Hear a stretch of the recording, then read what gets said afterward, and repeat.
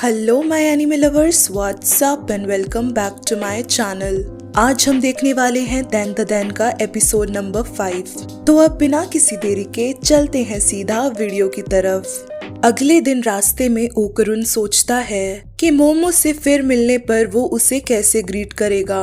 ओकरुन मोमो से मिलने के लिए बहुत ज्यादा नर्वस था और उसने पूरी रात ग्रीटिंग करने की प्रैक्टिस की थी। जब वो स्कूल के एंट्रेंस पर पहुंचता है तो वो देखता है कि मोमो वहीं बाहर खड़ी है। उसे लगता है कि मोमो किसी और का इंतजार कर रही है और वो उसे इग्नोर करके आगे चला जाता है। मोमो सीधा उसके पास आती है और पूछती है कि उसे स्कूल आने में इतना टाइम क्यों लगा। ओकरुन को ये देख के खुशी होती है कि मोमो भी उससे मिलना चाहती थी। स्कूल के हॉलवेज में दोनों एलियंस के बारे में बातें करते हैं और फिर अपनी अपनी क्लासेस में चले जाते हैं। क्लास में घुसते ही ओकरुन के क्लासमेट उसे परेशान करने के लिए गिरा देते हैं, लेकिन ओकरुन इस बात को इग्नोर कर देता है। उसे इस बात की खुशी होती है कि उसका भी अब एक दोस्त बन गया है। दूसरी तरफ मोमो भी अपने ख्यालों में डूबी हुई थी।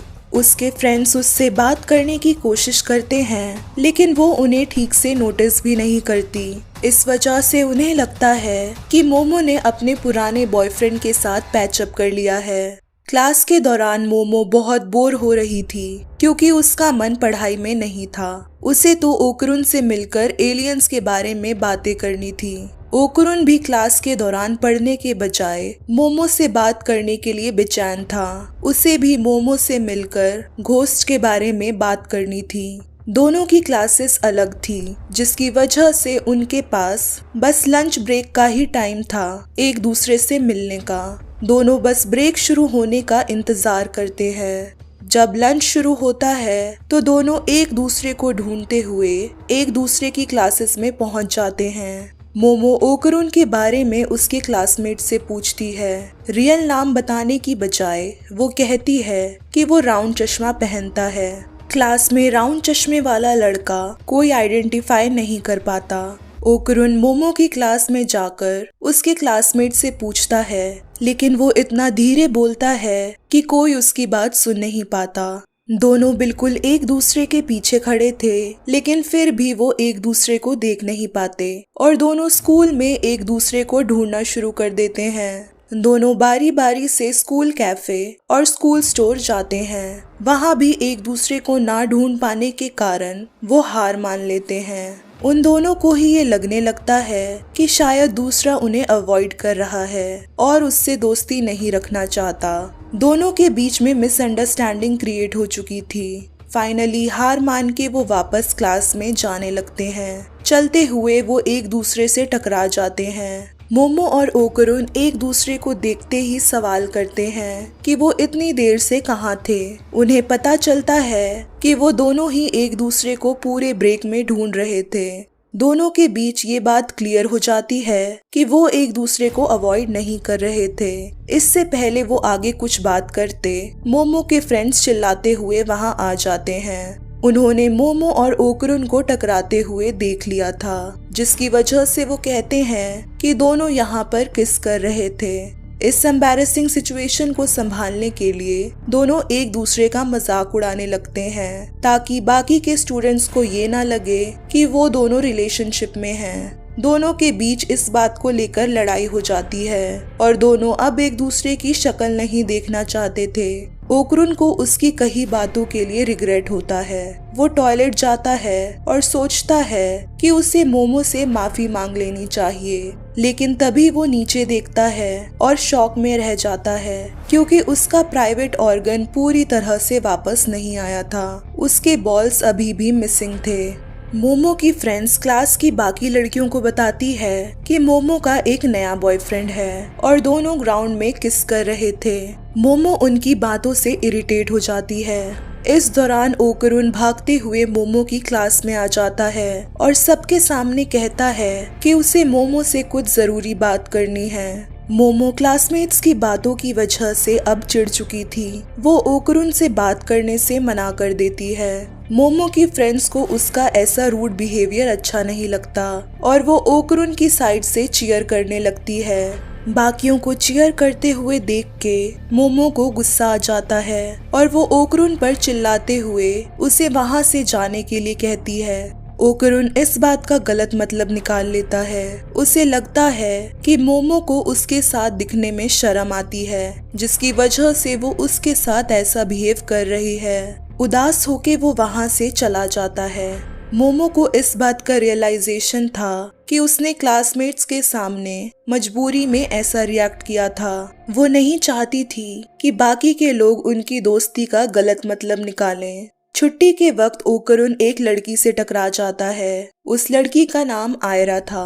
वो ओकरुन से फ्रेंडली तरीके से बात करती है। आयरा ओकरुन का हाथ पकड़ के टक्कर के लिए माफी मांगती है। उसके ऐसे टच करने की वजह से ओकरुन घबरा जाता है। आयरा कहती है कि वो बहुत ही अच्छा लड़का है। अपनी तारीफ सुन के ओकरुन को शर्म आ जाती है।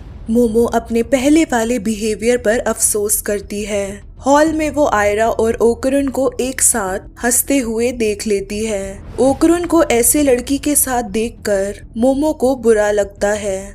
आयरा अपनी फ्रेंड को अपनी बड़ाई करते हुए कहती है कि वो लड़का उसकी ब्यूटी का दीवाना हो चुका है। वो इतनी खूबसूरत है कि सब उसे देखकर पागल हो जाते हैं। मोमो उनकी ये बातें सुन लेती है। उसे रियलाइज होता है कि आयरा ने ओकरुन की पोलाइटनेस का फायदा उठाया है। मोमो अपनी साइकिक पावर का इस्तेमाल करके एक भारी बर्तन आयरा के सर पर गिरा देती है, जिससे आयरा के फ्रेंड्स कंफ्यूज हो जाते हैं कि आखिर ये बर्तन वहां आया कैसे। आयरा को ऐसे देख के ओकरुन उसकी हेल्प करने की कोशिश करता है, लेकिन मोमो उसका हाथ पकड़ के उसे रोक लेती है और घर साथ चलने को कहती है। जाते हुए मोमो आयरा को गुस्से में साइड आई देती है। घर जाते हुए मोमो अपने पिछले वाले रूड बिहेवियर के लिए ओकरुन से माफी मांगती है और कहती है कि उसे इस बात की कोई शर्मिंदगी नहीं है कि वो दोनों फ्रेंड्स हैं। ओकरुन उसे तुरंत माफ कर देता है, लेकिन वो बात को चेंज करके टर्बो ग्रैनी की बात करता है। मोमो कहती है कि उन्होंने उसको मार के सब कुछ पहले की तरह नॉर्मल कर दिया है और ओकरुन का प्राइवेट ऑर्गन भी उसे वापस मिल गया है। ओकरुन बताता है कि उसे प्राइवेट ऑर्गन पूरी तरह से नहीं मिला है, उसके बॉल्स अभी भी मिसिंग हैं। घर जाकर मोमो इस बात पर जोर जोर से हंसने लगती है। मोमो की नानी भी ओकरुन को डांटती है कि उसने अभी तक ये नोटिस कैसे नहीं किया था। कल भी ओकरुन ने नानी को प्रॉपरली चेक करने का मौका नहीं दिया। नानी ओकरुन की सोल को इंस्पेक्ट करती है, जिससे पता चलता है कि उसके अंदर कोई चीज छुपी हुई है। नानी मोमो को एक पानी से भरा हुआ टब और एक कैट डॉल लाने को कहती है। ओकरुन टब में अपने पैर डाल के बैठ जाता है। डॉल में भी तैलिस्मैन स्टिकर लगा दिया जाता है। जब सारी चीजें रेडी हो जाती है, तब नानी एक पेपर फैन से ओकरुन के सर पर जोर से मारती है और मोमो से पूछती है कि क्या उसने कुछ अलग देखा। मोमो बताती है कि जब नानी ने ओकरुन को मारा था, तब उसने ओकरुन के ऑरा का कलर चेंज होते देखा था। नानी उसे इंस्ट्रक्ट करती है कि जब ऑरा फिर से रंग बदले तो उसे वो खींचने की कोशिश करे। ओकरुन की बॉडी में किसी और का भी ऑरा था, जिसे वो लोग निकालना चाहते थे। नानी दोबारा ओकरुन को मारती है और मोमो अपनी साइकिक पावर का यूज करके उस ऑरा को खींच लेती है। मोमो को लगता है कि उसने ऑरा को खींचने के दौरान गिरा दिया है। नानी उसे थोड़ा सब्र रखने को कहती है। वो तीनों देखते हैं जो डॉल पे तैलिस्मैन स्टिकर लगा था वो जल चुका है। फिर वो डॉल जिंदा होके कमरे से भाग जाती है। तीनों उसे पकड़ने की कोशिश करते हैं। मोमो अपनी साइकिक पावर से उस डॉल के ऑरा को सेंस करते हुए उसे पकड़ लेती है। डॉल स्टोर रूम में जाकर छुपी हुई थी। वो गुस्से में कहती है कि उसे छोड़ दिया जाए, नहीं तो वो सबको मार डालेगी। मोमो और ओकरुन को नानी बताती है कि जो डॉल उनके सामने है वो असल में टर्बो ग्रैनी है। मोमो इस बात को जान के हैरान होती है, क्योंकि उसे लगा था कि उन्होंने टर्बो ग्रैनी को मार के उससे अपना पीछा छुड़ा लिया है। टर्बो ग्रैनी ये खुलासा करती है कि बैरियर को टच होने से पहले वो क्रैब के अंदर से निकलकर ओकरुन के अंदर घुस गई थी, जिससे कल बस वो क्रैब मारा गया था। लेकिन कल की फाइट के बाद उसकी पावर लो हो गई थी, इसलिए वो चुपचाप ओकरुन की बॉडी में छुप के अपनी पावर वापस आने का वेट कर रही थी।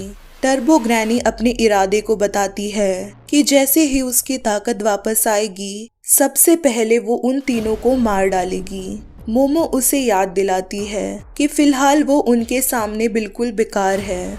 ओकरुन टर्बो ग्रैनी से अपने बॉल्स वापस मांगता है और उसे टैलिस्मैन स्टिकर दिखाकर धमकी देता है। टर्बो ग्रैनी ओकरुन को चेतावनी देती है कि अगर उसने उसे मारने की कोशिश की तो उसके बॉल्स कभी वापस नहीं आएंगे। फिर टर्बो ग्रैनी ये शर्त रखती है कि अगर ओकरुन को अपने बॉल्स वापस चाहिए तो उसे मोमो और उसकी नानी को जान से मारना पड़ेगा। ओकरुन इस बात को सुन के गुस्से में आ जाता है और टर्बो ग्रैनी की शक्ल में ट्रांसफॉर्म होने लगता है। मोमो और टर्बो ग्रैनी ये देखकर हैरान होते हैं कि वो ट्रांसफॉर्म कैसे हो सकता है अगर टर्बो ग्रैनी अब डॉल के अंदर है। नानी बताती है कि टर्बो ग्रैनी की कॉन्शियसनेस ओकरुन के शरीर से निकल गई है, लेकिन उसकी शक्ति अभी भी ओकरुन के अंदर ही है और वो वापस डालना सिर्फ नानी को आता है। टर्बो ग्रैनी ये बात जान के परेशान हो जाती है। उसकी पहले की कही बातों के लिए नानी उसे फैन से मारती है। इन सब के बावजूद मोमो टर्बो ग्रैनी से कहती है कि वो उससे नफरत नहीं कर सकती, क्योंकि जो लड़कियां टनल में मरी थी टर्बो ग्रैनी ने उन पर दया दिखाकर उनकी सोल को कंफर्ट किया था। मोमो एक समझौता करती है कि वो टर्बो ग्रैनी को उसकी शक्ति वापस देंगे अगर वो ओकरुन के बॉल्स वापस देगी। टर्बो ग्रैनी इस डील को मान लेती है, लेकिन अफसोस के साथ बताती है कि उसने ओकरुन के बॉल्स खो दिए हैं। सो हे गाइस, अगर ये वीडियो आप सबको पसंद आई है then don't forget to like, share and also subscribe to my channel. और बाकी के दैन द दैन के एपिसोड्स को चेकआउट करना मत भूलना। तब तक के लिए टेक केयर एंड सायोनारा।